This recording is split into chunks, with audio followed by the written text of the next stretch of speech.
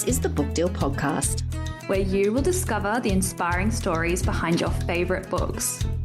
We interview seasoned and debut authors, as well as publishing industry professionals, to bring you the best tips and advice on how to get that elusive book deal. So no matter what stage of writing you're at, we've got you covered. I'm Tina Strawn. I'm Madeline Cleary. And I'm Natasha Rai. And join us as we pull back the curtain of published authors, one deal at a time. The Book Deal podcast acknowledges the traditional owners of the land and waters which it's recorded on, and pays respect to their elders past, present, and emerging. Emily Maguire is the author of 7 novels and 3 nonfiction books. Her novel, An Isolated Incident, was shortlisted for the Stella Prize and the Miles Franklin Literary Award, and her 2022 book, Love Objects, was shortlisted for the ABA Literary Fiction Book of the Year. She was the 2018-2019 Writer-in-Residence at the Charles Perkins Centre at the University of Sydney and the 2023 H.C. Coons Creative Arts Fellow at the Australian National University. Emily has an MA in Literature and works as a mentor to young and emerging writers.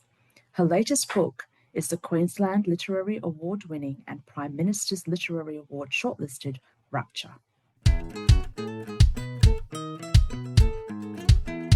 Emily, hello. Hi. How are you? I'm good, thanks. How are you, Tash? Good. I think we're both in the rewriting trenches at the moment. Yes. Trenches is the word for it. I'm just like, for this conversation, literally feel like I'm popping my head out over. Yeah. Yeah. I hear you, because I'm the same. This morning I was reading through writing and then I was like, oh yes, interview. And then, yeah. How is it going? Look, it's going pretty well right now, but I think, as you know, it's a day-to-day thing of how that is. Yeah. I hear you. So this is your first time on the podcast, and as you might know, we ask all our guests to give us the elevator pitch for their latest book, and yours is Rapture. So Emily Maguire, can I please have your elevator pitch? Sure. Rapture is inspired by a 1,000-year-old story about a clever young woman who disguises herself as a man to run away to a monastery with her lover, a Benedictine monk.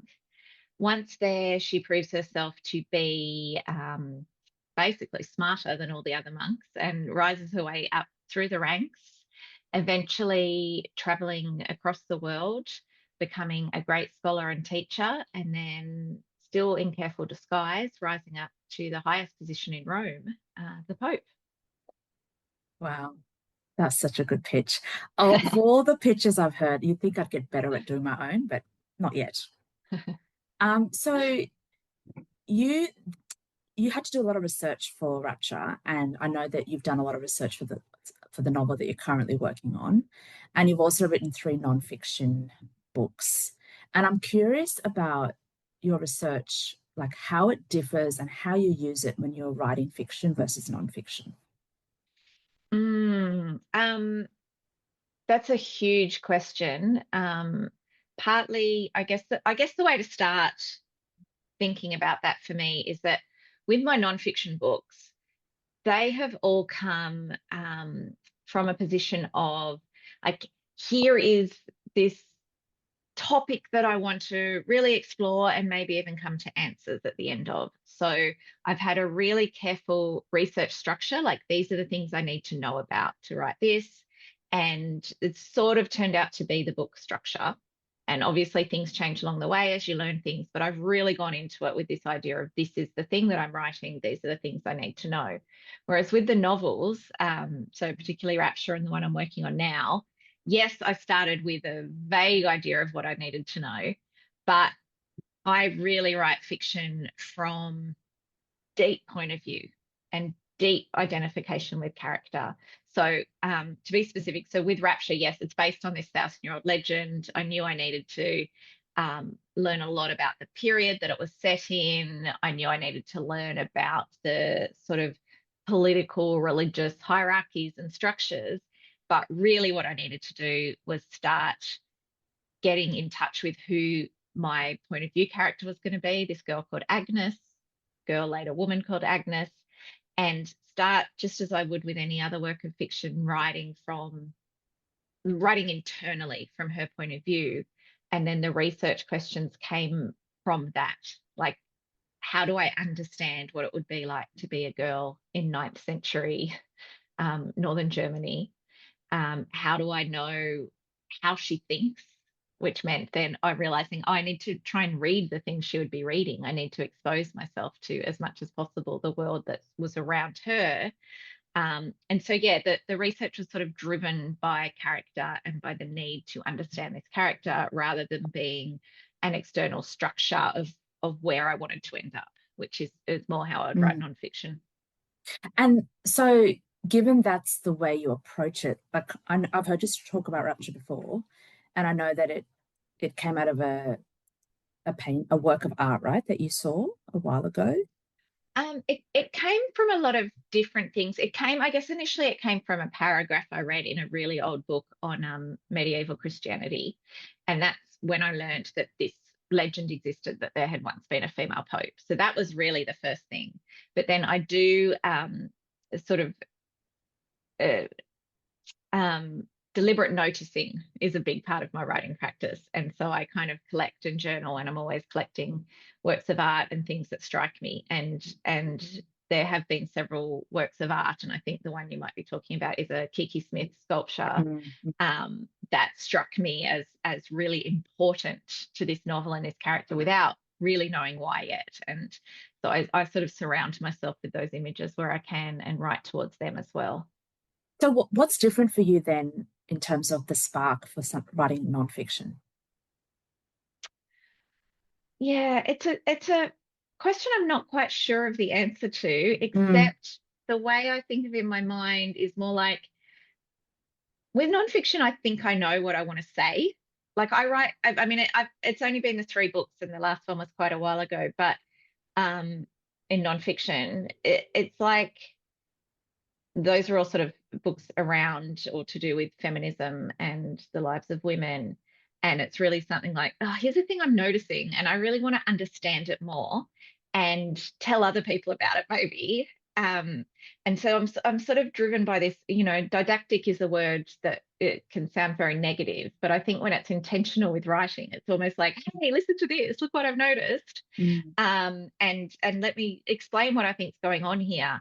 Whereas fiction for me is just this much more, I don't know. I'm not trying to have a message. I'm not trying to say something. So even just saying all this out loud now, I guess if I really sort of simplify it all, it's like nonfiction is when I know what I want to say, and fiction is when I don't, but I know there's something there, and I've got to write into it. Yeah, and what struck me when you were describing it then as well was the similarities, actually, that noticing, because you're like, hey, look what I've noticed, and I want to share it with other people. So that's pretty cool. Yeah. Speaking of noticing, you're an amazing reader, and we've had many, many, many talks about the books we're reading. Have you always been a reader?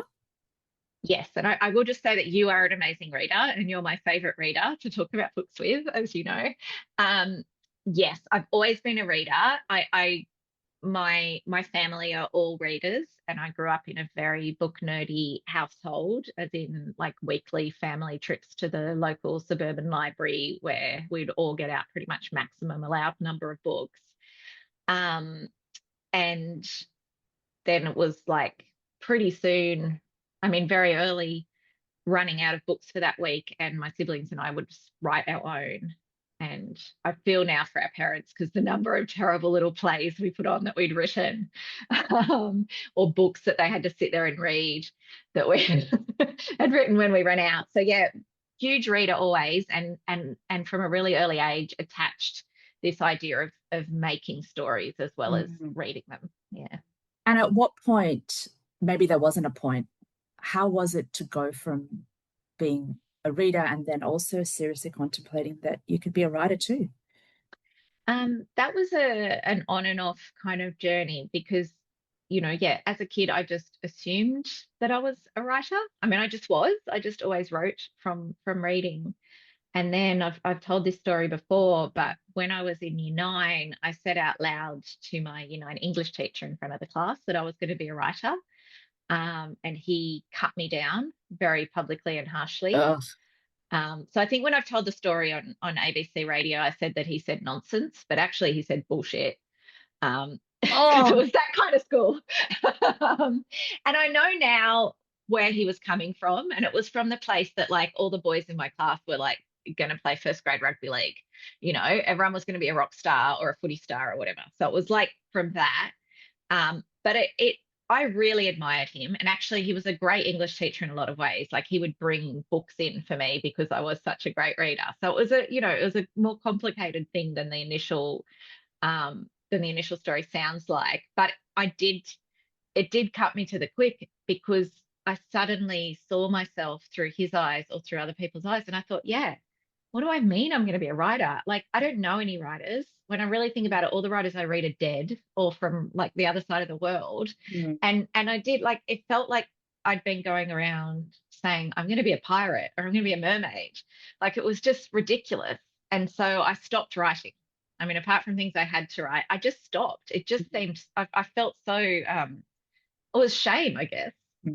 And then when I was in my early 20s, I dropped out of high school, not directly because of that, but I'm sure it didn't help because English was my favorite subject. And I was working in a call center job, which was just a special kind of hell. I'm sure many of your listeners will have experienced that. And I just started writing again. It just sort of poured out of me at night. I was not sleeping. And yeah, I don't know, it really felt like all the writing I hadn't done for the last 6 years or whatever was just there and just coming out. And that's when I really went, well, like, who cares if it gets published, if it doesn't, if it can be a job or not, like this feels right that I'm doing this. And that's when I really consciously started to think seriously about, well, okay, what could that mean to be a writer? It probably doesn't mean it's going to be my career, but I am a writer and I am doing this. So let's go. Amazing. And what do you like? It's, you've written 10 books and you're working on your 11th at the moment. What do you remember about like publication of that first novel? I remember being amazed because these are the olden days, right? Like, that sounds silly, but this is like, that first novel was published in 2004. So really we're going back nearly a quarter century. Yeah. So, I mean, I wrote it on a computer, but other than that, it was a very analog process. Like, I had to print out the manuscript and I sent it to publishers, the physical manuscript, in big post bags, according to publisher details that I found in a physical book at the library called The Writer's Marketplace. And all the advice I read, which was also in books, not on the internet, and podcasts didn't exist, was, this is almost impossible. If you don't know someone already and you don't have an agent, really, you've got absolutely no chance. So I went into it in that spirit. Yeah, right. Like, okay.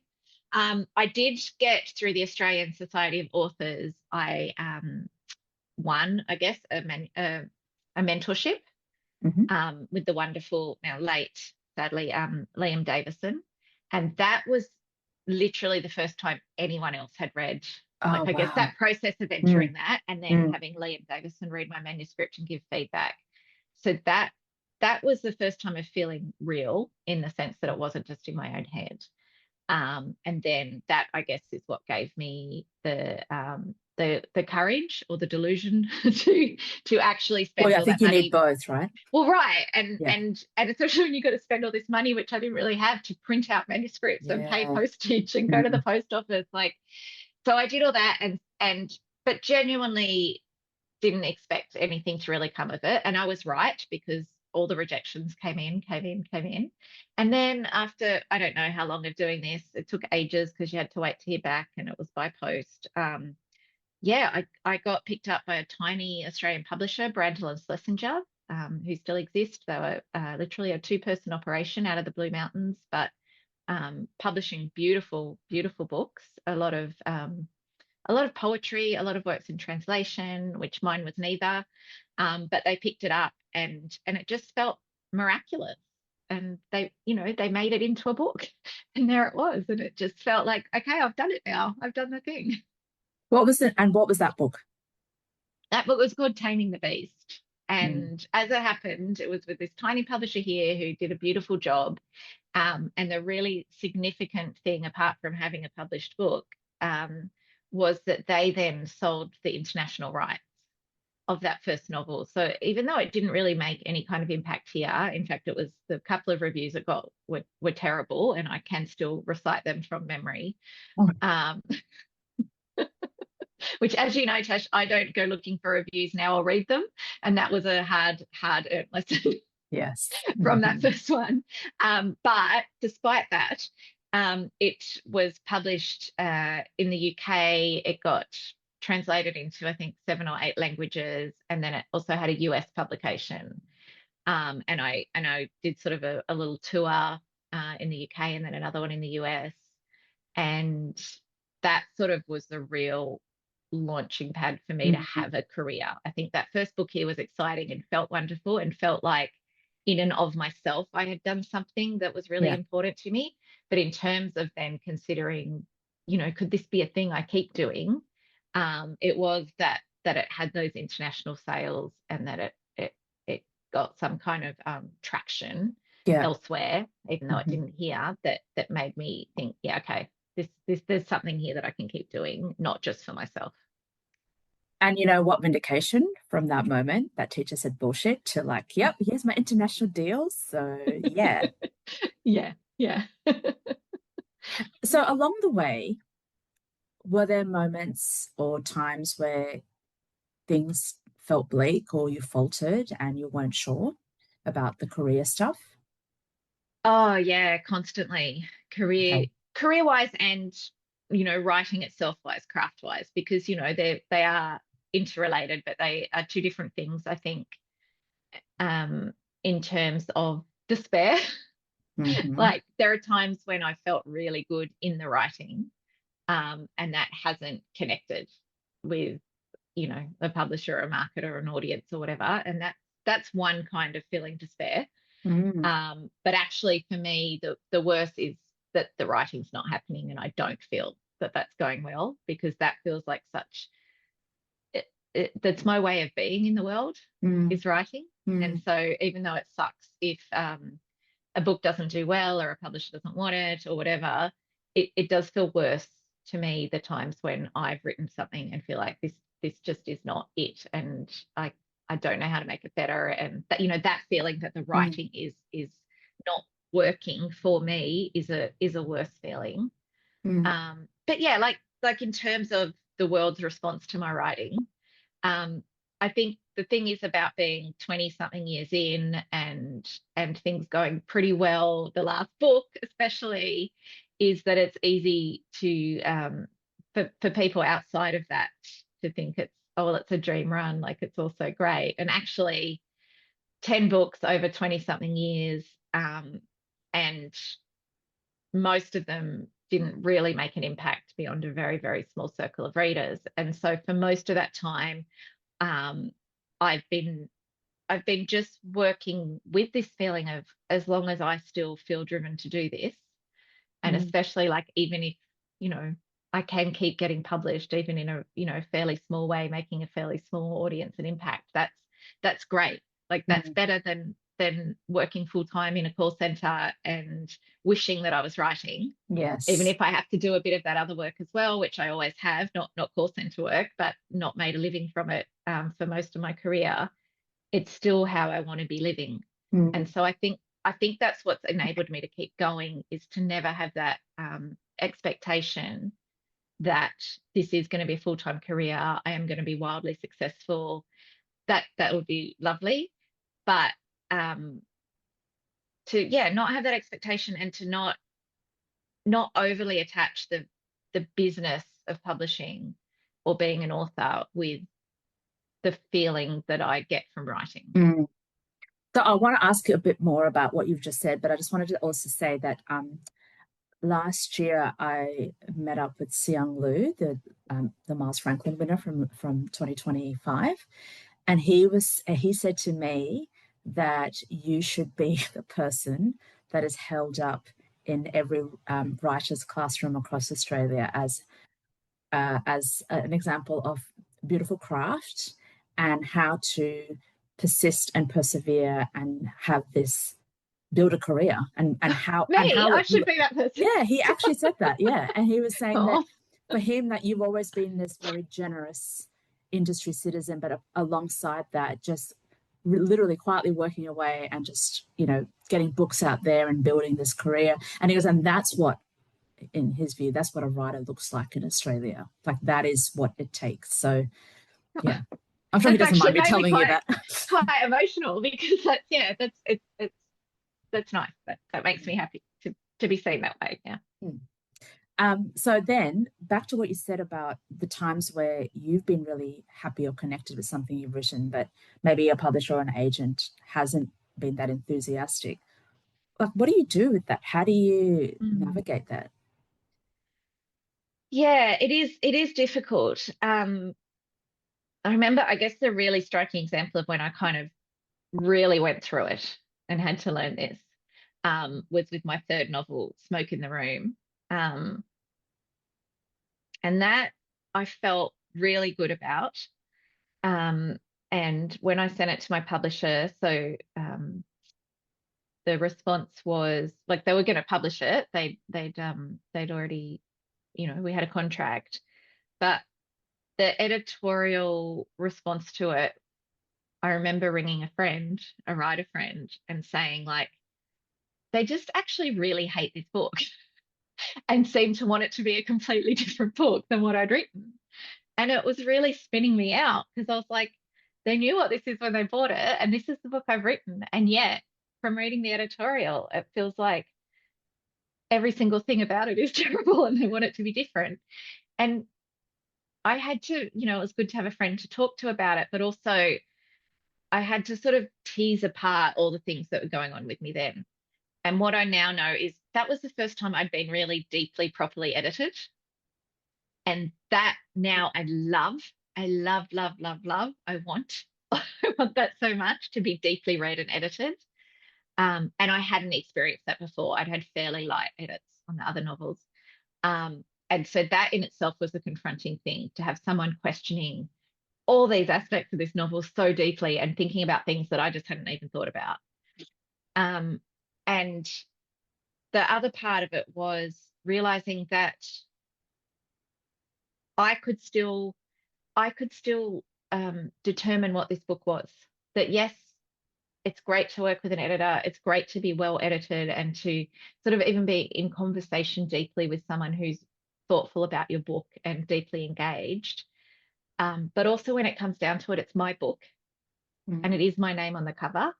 And what I learnt to do with that first sort of deep, very confronting edit was begin to tease apart which of these things am I having a reaction to because they're right. And I was kind of just taking the piss a bit and getting away with thinking I was getting away with something that I wasn't, in just not working hard enough. Which of these things am I having a reaction to because I don't know? Because there was craft stuff there, like there was stuff to do with, point of view that I was like, aren't I doing that? Aren't I in a third limited point of view? And I realized, I don't really understand this enough on a craft level. I need to do more work in that way. And then what are the things I'm having a strong reaction to? Because actually, no, that does fundamentally change what this book is. And it's not that. And even if people don't love it, this is the book. And I can't make it a different book. So I guess that's a really long way of saying that for me, it was and has continued to be about trying to separate out what is the response that is just, this is not a book for us, or from a reader's point of view, this is not a book for them. Okay. And this is where I have failed to make the book what I want it to be, because they're not the same thing. Because you can't write a book that pleases everybody. Nobody has ever done it and can ever, and I think should ever, write a book that is like, everyone is going to say, this is exactly how this should have been done. Every aspect of this has been perfect decision by the writer here. This is the perfect book that no one will have any complaints about or would change a word of. That's not possible. So you need to be able to figure out what are the responses from editors or, beta readers or whatever that are about making this book that I want to make the best version of itself it can be, rather than making it a different book. Also, that sounds kind of boring. Like, imagine if someone wrote the perfect book that everyone just loved universally. Meh. I mean, it's not exactly. So now you already don't love it because it's meh. It's not doing anything. Exactly. So I know I'm trying to crawl into your brain right now, which may not be possible, but that feeling or that questions that you brought to that work about, okay, what is this asking me in terms of craft? What is this asking me in terms of what the book is doing? Is that been developed over years of experience? Like, how did you do it? Is one inherently born with it, or can you learn it?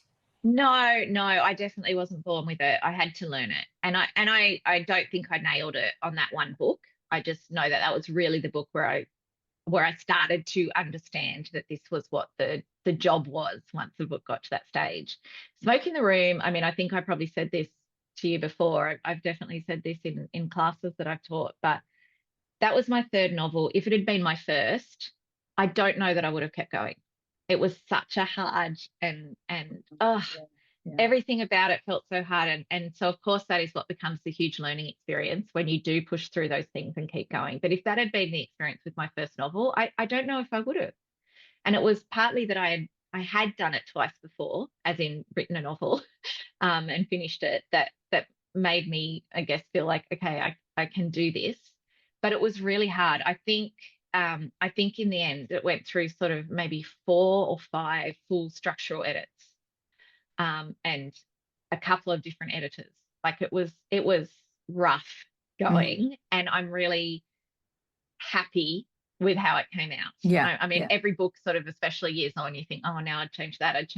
But I feel like that process worked. I feel like it got the outcome that kind of process should. But it was really tough.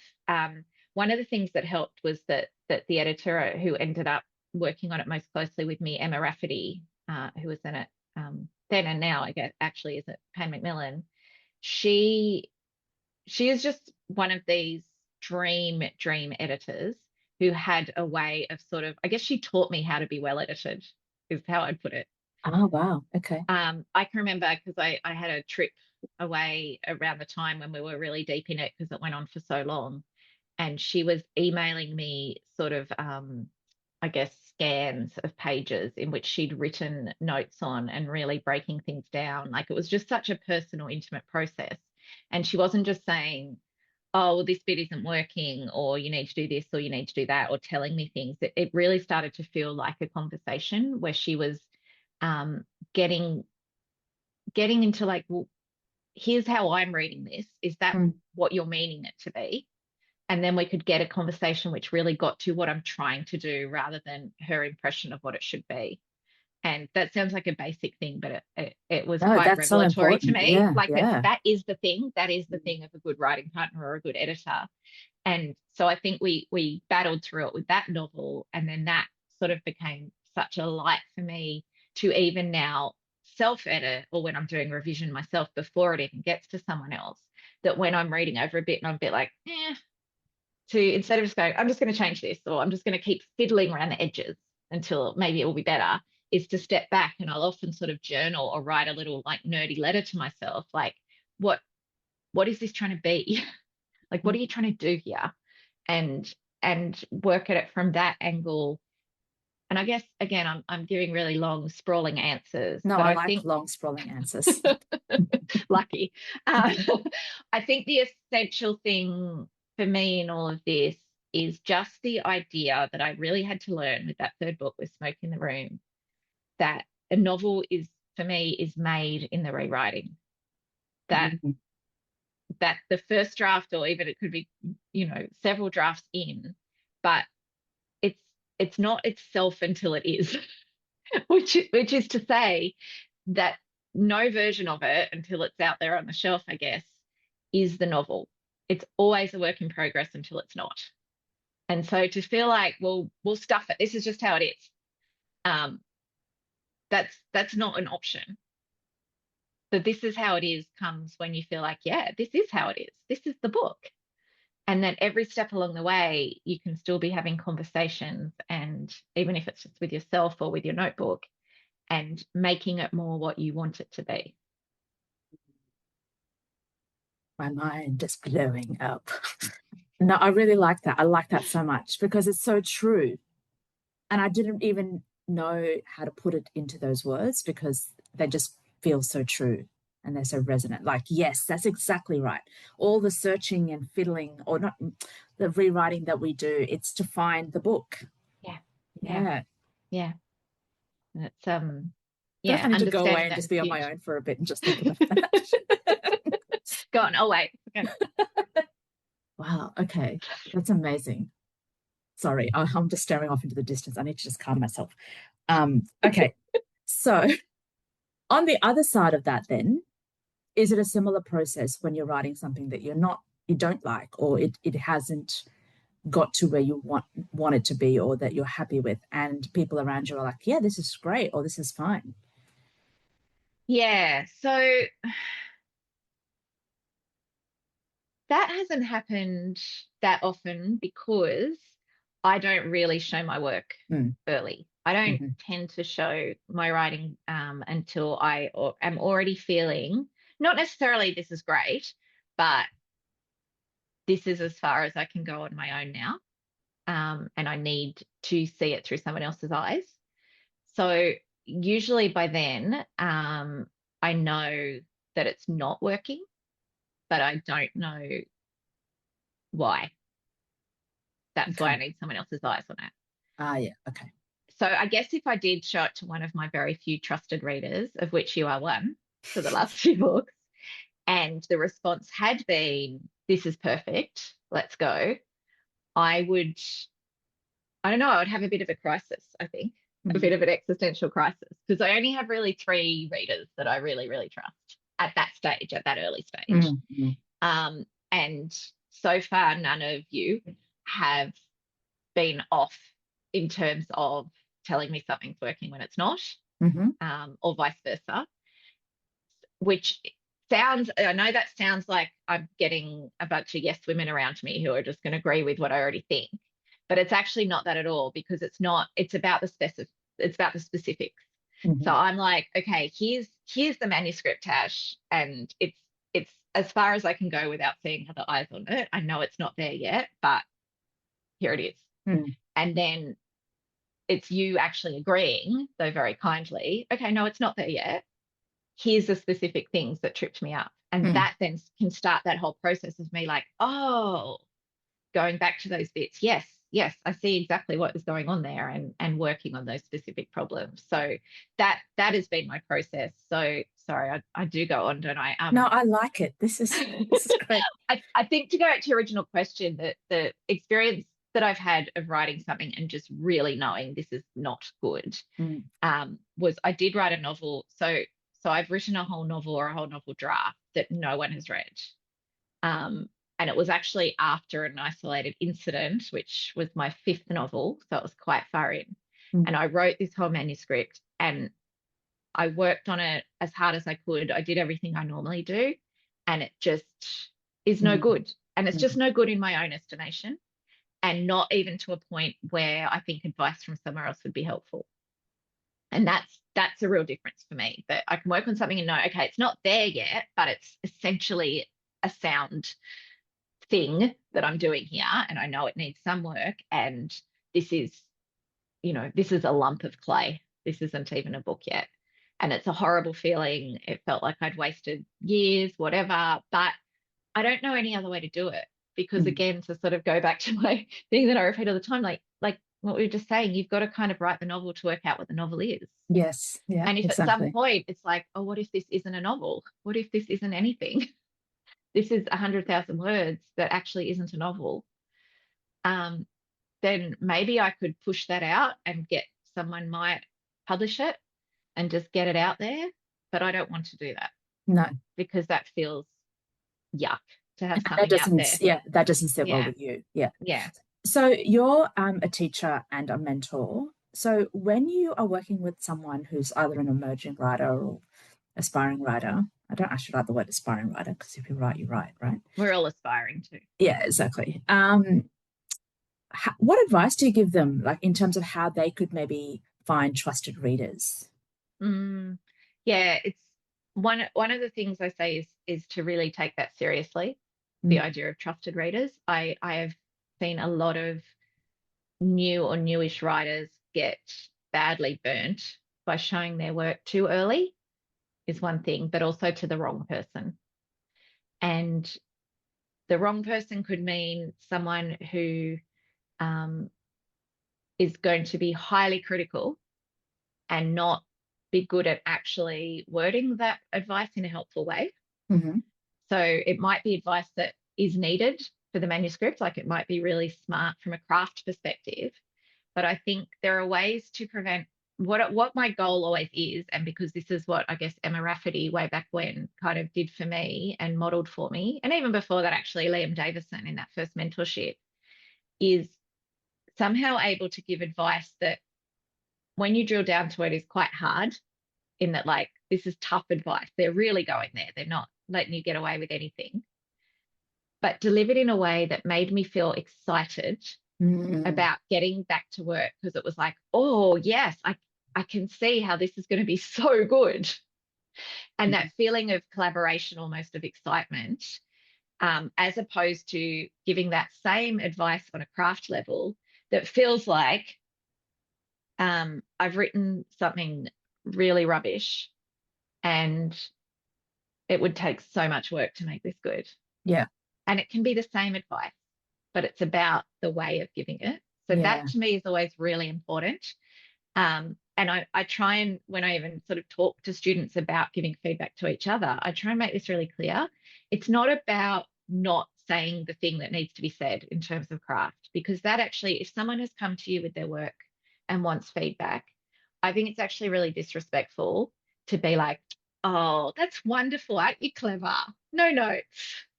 Like, it's not respecting their intention, and it's not treating them like a writer.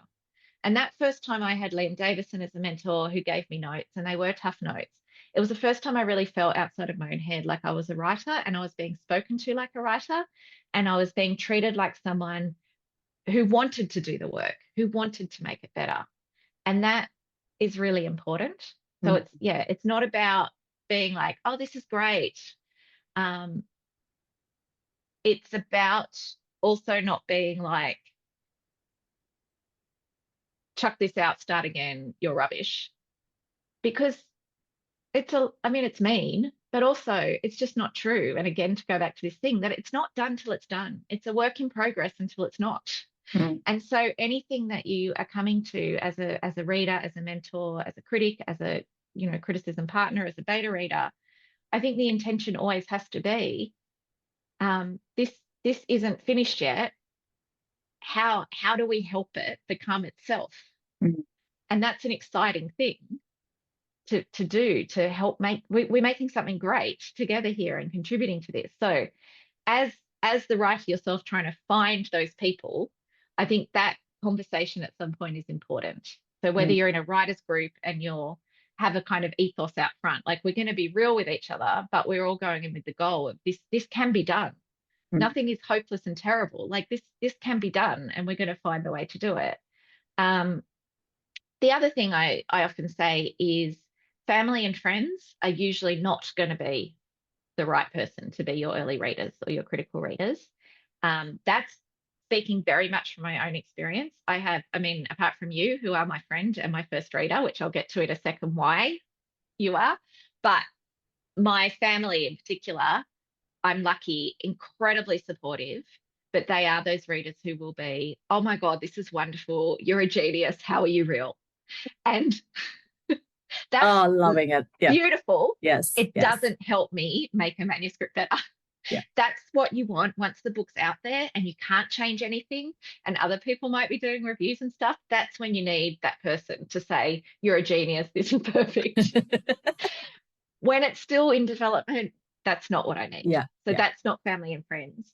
Others would also have that experience. But also the thing is, unless your close family and friends are themselves writers who have a similar approach to writing and manuscript development, or really good readers. And that's the other thing. You don't necessarily need to find other writers to be your person to read. You, Tash, are a writer, of course, and a wonderful one. But what makes you someone who I ask to read my manuscripts is that you're a brilliant reader. And you're not responding to it as a writer, like, this is what I would do, this is what I would do. Although, of course, that's, your writer self is in there. But what I love is that you are able to read it as a book and talk about it with me as we talk about books in terms of what's working and what's not. And I know that you're widely read. I know that how you think about reading and books. And that's really important to me to have as a reader. And so that's that's advice there that I would say, is to have those conversations up front about what kind of feedback is helpful and not, what kind of approach you're taking to this, but also, don't overlook the readers in your life who aren't necessarily themselves writers. Thank you. So you're like not the other side of your career, but part of your career is being a writing mentor and teacher. How did you get into that? Like, I don't know, how did you feel confident to start supporting other writers? I didn't. I was asked to teach, I think the first workshop I taught was part of a writing residency I did actually in Tasmania, and part of that was to do a one-day workshop. And I remember being really, massive imposter syndrome, like, who the hell am I? I think only the first book had been published then. But it went quite well, and I enjoyed it. Can I ask you, sorry, I'll have to get specific. What did you enjoy about it? Yeah, so what I enjoyed about it was, once the people in that class, in that group, it was a fairly small group, started talking back, not in an arguing way, but once it was a conversation and not just me standing up there doing a lecture on what I knew. And what started to happen in that room, and then is what I've sort of, I guess, have built on over the years since, and very much so doing the Year of the Novel, which is exactly what it sounds like, a year-long course on novel at Writing New South Wales, which I did for 12 years. Yeah. So that's really when it built. But it did start there, of that thing of like, I don't have to be an expert who knows everything. That's not what people need from me, because especially now, they can pick up any craft book and have someone telling them, this is how you do this. They can, go online, whether it's on forums like Reddit or, Googling advice, and now goddamn GPT or whatever, and be told, this is how you should do this. This is what you should do. This is what you should do. This is what you should do. What I can bring, specifically me, is, here are some things that I've noticed that work or don't, and we can have a conversation about that and how that seems to resonate or not with those people in that room. And we are all writers. If they're in my writing class or workshop or come to me for mentorship, I'm not pretending we're both on the exact same level, because there's a responsibility to being that student, to being that teacher or that mentor that I definitely take really seriously. But we are all writers. I'm not telling them something that I have this sacred knowledge and I can choose to pass it down or not. I'm still in it. I'm still doing it. I'm still struggling with these questions. All I have that most of my students don't is experience, a lot of experience now. So if someone comes to me, like if I'm doing a class on, I'm trying to think what was the one we were just doing the other night, on deep point of view, in a class that I was teaching the other night, and I can see that some people in the room are starting to be like, once you start getting into third person, and whether it's subjective, limited, omniscient, is this free indirect discourse, where does the author end and where does the narrator start, all of this stuff, you can start to see some people in the room start going, oh, holy hell, I can't write. I don't know anything anymore. I thought I knew how to write this. I literally had that thought just then. I'm like, oh shit, I don't know how to write. I don't know exactly what that means. And that's when I can pull back, like start saying, okay, how's everyone like going with what we're talking about here? And here's some of those things vocalized. I can say, okay, so I literally did not think about any of this until I was in the editorial for my third novel. So you don't need to know all this and know the terms for things to write a novel. many, many don't. And if you're already a big reader, which is something I always encourage, of course, you actually do already know this. You just don't necessarily know what a literary critic would call it, or what someone writing, in academia would define this as. And it doesn't matter, because your readers don't care either, unless they are literary critics or academics writing something. So the only reason to talk about craft on this level is just so we can all in the room have shared terms to say, oh, what's this writer doing here? When you're writing, to me, the ideal is to just do it so that your reader never stops to think, is this free and direct discourse? What, like, it's just in the world, right? Yes, exactly. And so if you are feeling, as a student of writing, or as someone who is writing, are feeling confused about the labeling and all that, like, just let it go, forget it. It actually doesn't matter unless it's helping you. And so that for me is, again, I've gone on and on away from the question, but this is the idea that for me in a writing classroom, in a mentorship thing, it's like I can bring stuff and say, well, okay, I have since learned that what is happening here technically is this. But if that is not helpful to someone in their writing, don't worry about it. Like, find another way in to be, why is this piece of writing working so well and this one isn't? Yes, or what can I do with mine? And that goes for, I don't know, like structure, things people say, you have to do a 3-act structure, or you have to do this particular method, or you have to do this particular method. It's like, is that helping you? Is that helping you write what you think of as a better book? If so, brilliant. If not, let it go, because there's a lot of books that have been written in this world and are still being written now and always have. And every single one of them has been done differently. And some of those people have studied craft and some haven't. And I don't think necessarily any reader cares if what they're reading is involving and great. So when I teach, or when I'm working with someone on their novel, the thing is always, is what we're talking about here and doing here, is this helping this writer make the best book that they can in their own view? Or is it just showing off that I'm a high school dropout who has since learnt lots of fancy literary terms and I can stand up on high and say them? Yeah. Because that's not it. That's not the job. That's not what we're doing there. So I'm just so curious, over the years, teaching and taking on individual students as well as class and groups, what have you noticed in terms of trends, or how people are writing, or the quality of work that you're seeing? Because the publishing industry is always apparently on its knees, about to collapse at any moment, and there seems to be a shift for writers who are submitting as well, from yes, the work's important, but you also have to have XYZ, blah blah blah. I'm just wondering if any of that is reflected in the work that you see, or I don't know. What are you noticing over time? Honestly, over time, I'm not seeing a difference in the work in that way. Wow. And what I mean by that is that the spectrum of well-developed person really already knows what they're doing and maybe just needs a bit of guidance, from absolute beginner, has never really thought about how they put words together. I always have students across that whole spectrum, and I still do, and that still exists, and I love that, actually. But what has shifted is, yes, this idea of identity as a writer on the market, or in the market. I think that a lot more people now are really aware of, do I need a platform? Do I need a social media presence? How am I pitching myself in terms of, how I'll be marketed? That it has become a lot more common for writers to already have an idea of all that stuff before they've actually written much at all. And I get it. I really do get it, because so much writing advice, particularly, online, is about that. Do you have your pitch?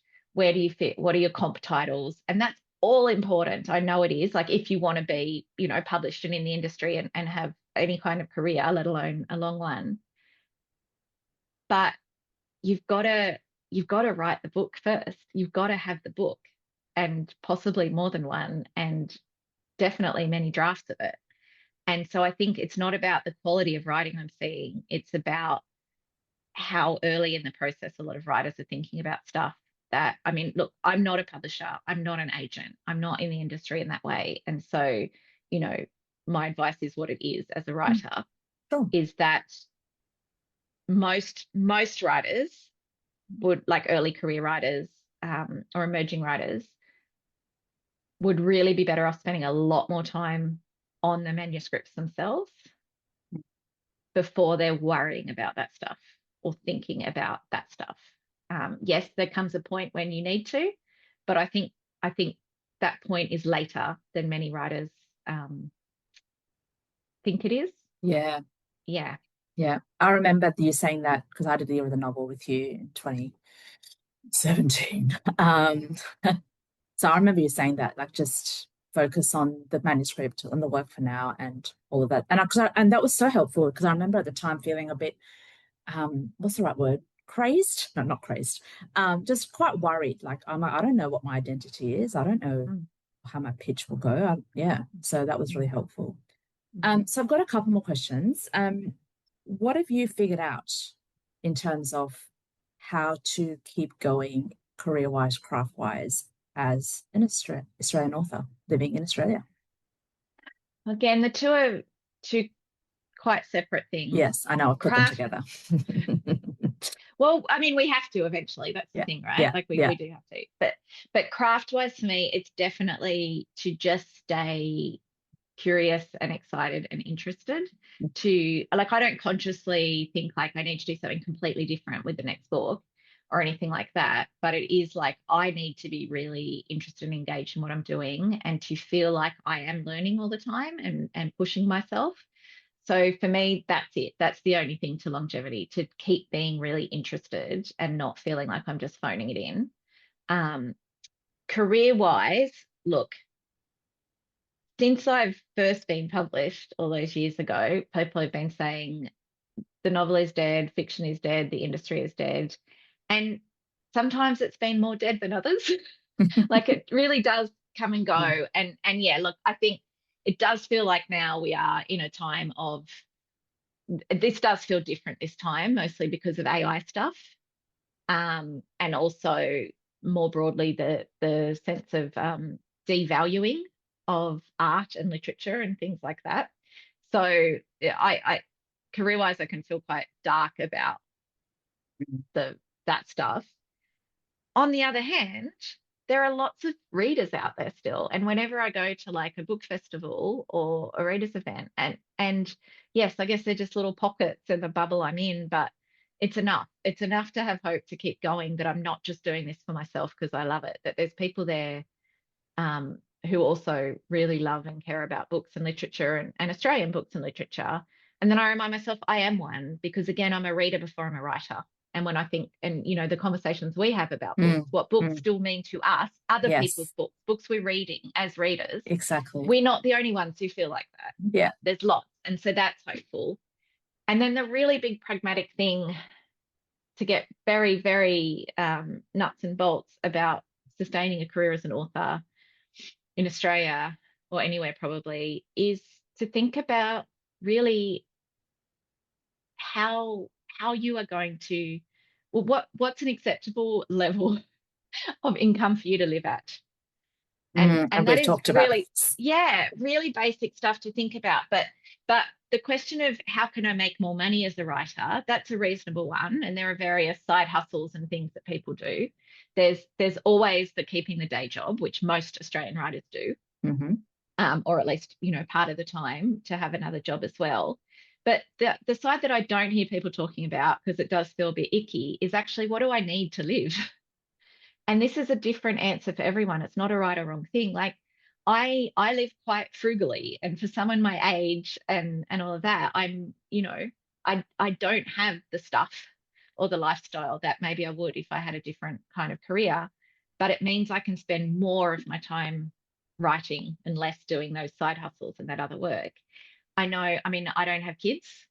If you have kids, of course, that's other people's needs you have to take into account. And people have, you've got to work this out for yourself.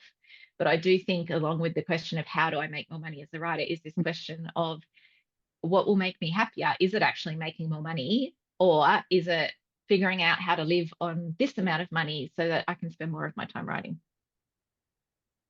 Yeah. Sorry, I'm just quiet because I'm really I know contemplating you know. that. I know Yeah, you know. yeah. Yeah. That is excellent advice. Sorry, I'm doing my staring off in the distance again. Not that anyone can see me do that, but anyway. Yeah, and I really like that is how you have to figure it out, just like you would in any other job. Like when you're working your way through a career, you're making all these decisions all the time. Like, where can I live based on my money that I earn? What can I do based on that? What can I afford? So I don't see why you wouldn't use the same principles. I think as well, I don't know, maybe I'm making this up, but it feels like sometimes people go into the industry imagining that theirs will be the next Witherspoon book club pick, or something magical and extraordinary will happen, and then you won't have to worry about the everyday. Yeah. And you know what? It might, because It that might, does happen. exactly. Because exactly. those books and those writers exist, and fantastic, and we love to see it. But that's not a plan. Exactly. Because there's so much out of your control. It's a great thing to happen, but it's not it can't be a plan. Yeah. So you've already given me so many gems, but I'm curious about whether you do have a top tip for emerging writers. Yeah, it's broken into two bits, but it's excellent. really interrelated advice. So the first bit is the best way to write something is to write something, which is just stop thinking about it, making plans. I mean, definitely listen to the Book Deal podcast and all your writing advice and go to writing festivals and classes and all of that, but that's not writing. Yes. You need to actually write, and writing has its own momentum, and all the theory in the world, all the great ideas in the world, you need to be getting words on the page. That's the best way to write something, is to write something. And then the second bit of that, though, is that revision is magic. It's where the magic usually happens. So you've written something, you've got it there. The revision bit, I find a full revision process, so not just fiddling around the edges editing, not line editing. Revision is and can be profoundly creative, and is when that deep understanding of the work and the ability to make it something special happens. So get it down and then get to work revising it. Yeah. Excellent advice. Yes. Eternal truth. Exactly. I love it, because I totally agree. My favorite part is revision and that rewrite, that structural thinking. Oh, it's my favorite part. Like, I get so excited by that part, even when it's hard and even when I'm like, I hate this. Yeah. Because you can start to see the possibility of it. You can start to really see what this could be. Yeah. Yes. Which, when you've got a blank page, you're still putting it together, you're still kind of putting the scaffolding up around it. It looks like what it is, which is messy words on a page that aren't as good as you want them to be. But once you get into that revision, it starts to be something. Yeah. Oh my God. I'm so inspired. Thank you so much, Em, for coming on the Book Deal, and Thank you. I'll let you get back to your trenches.